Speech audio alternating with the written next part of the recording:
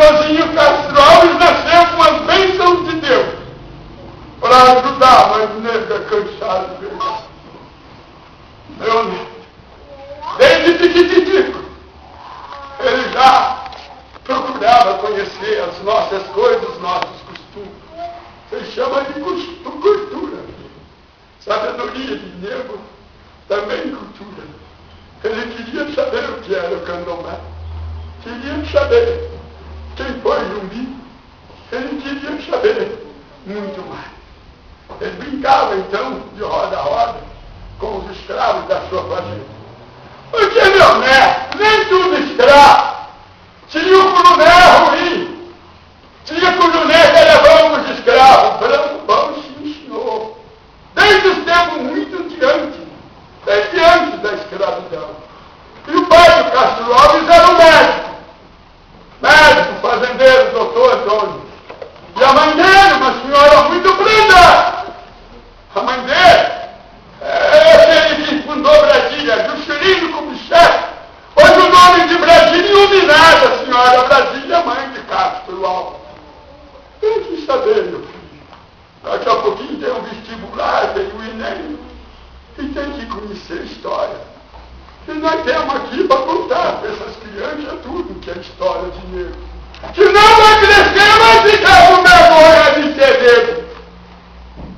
Não pode, filho. Se o branco chota negro, pode ser Deus assim quis. Deus não quis tudo igual, não.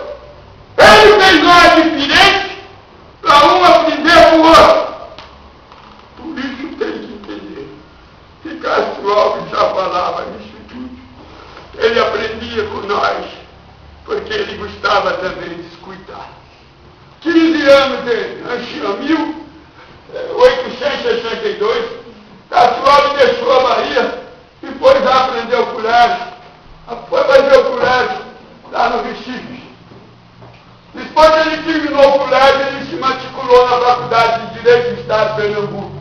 Foi lá que ele conheceu outro menino branco também muito bom, o Fagundes Varela.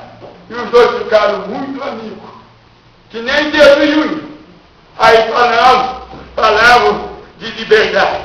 Castro Alves ia nos teatros, ia nas praças públicas. Ele escrevinhava, dizendo que os irmãos brancos tinham que ajudar nós negros a alcançar a liberdade.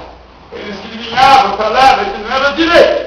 O ser humano batia no outro ser humano só por causa da cor da pele e do tipo de cabelo.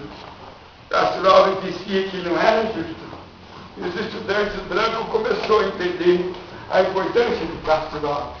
Aí ele convidou com Fagundes Varela para vir para São Paulo, a terra mais forte do escrivinhado, dos jornalistas. E eles também estudaram e se matricularam na Faculdade de Direito de São Francisco, ali pertinho da Igreja da Sé, perto do Passo do Colégio. Passo do Colégio foi onde foi fundado São Paulo. 25 de janeiro, 1554, olha o dia. Ali que as pessoas de discurso falavam bonito e reunia aquele mundo de estudantes. Castro Alves também foi na maçonaria falar de liberdade para nós negros. Castro Alves, nesse tempo, conheceu aquele outro menino baiano, Rui Barbosa. Ficou amigo também daquele outro que foi presidente do Brasil, aquele que nasceu em Guaratinguetá, o Rodrigues Alves. E também muito amigo daquele outro poeta, o grande lá do Ceará, aquele que escreveu o Senhora, que escreveu o Guarani, José de Alencar. E Castro Alves era o líder desses estudantes. E foi pondo na cabeça dos estudantes brancos que eles tinham que ajudar as negras a alcançar a liberdade. O tempo passava indo muito bem a falar, sublinhado do Castro Alves. Um dia o senhorzinho Castro Alves foi caçar lá no meio da mata de São Paulo. Ele estava com uma espingardinha de chumbo assim. Quando ele foi atravessar o riacho, ele pisou na pedra cheia de ninho, rodou assim, e a espingarda, pá, disparou e pegou no bracinho dele. Aquele menino ficou muito doente. Doente até demais. E aí, meu filho, aquele menino foi chamado para ir morar junto com Deus. Porque ele ficou com tuberculose veio a gangue, e ele, antes de ir morar junto com Jesus, ele foi levado para a Bahia. E no dia 14 de março, Castro Alves estava cheio, com 24 anos, 4 mãos na casa dele. E ele, antes de morar junto com Jesus, a casa dele cheia de gente, ele pediu para abrir a janela da casa grande. Ele ainda avistou o sol raiando, não tem para se esconder. E ele disse para o sol: Sol, vai deitar vermelho, se nasces tão branquinho, sol. É o sangue dos meus irmãos negros que estás levando. Sol, diga para os meus irmãos negros que amá-los, que respeitá-los é tão maravilhoso quanto ir descansar nos braços de Deus.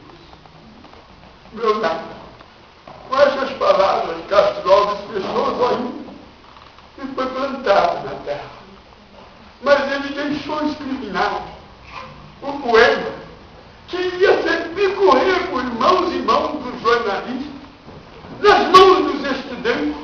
E esses estudantes e os homens negros e brancos começaram então o chefe da abolição. E a nossa abolição, né?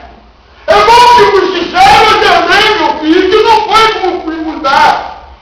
Não foi a princesa da Elizabeth que chegou lá de novo documento. Não foi o sinal, né? Tinha aquele moço, o jornalista José do Patrocínio. Tinha aquele menino, o Luiz Gano. Tinha aquele engenheiro, o André de Botas. Tinha também Cruz de Souza, tudo negro, que já vinha fazendo um trabalho nesse Brasil de ponta a ponta sobre liberdade. E o primeiro estado a nós alcançar liberdade, meu filho, foi o estado de Ceará, 25 de março de 1884.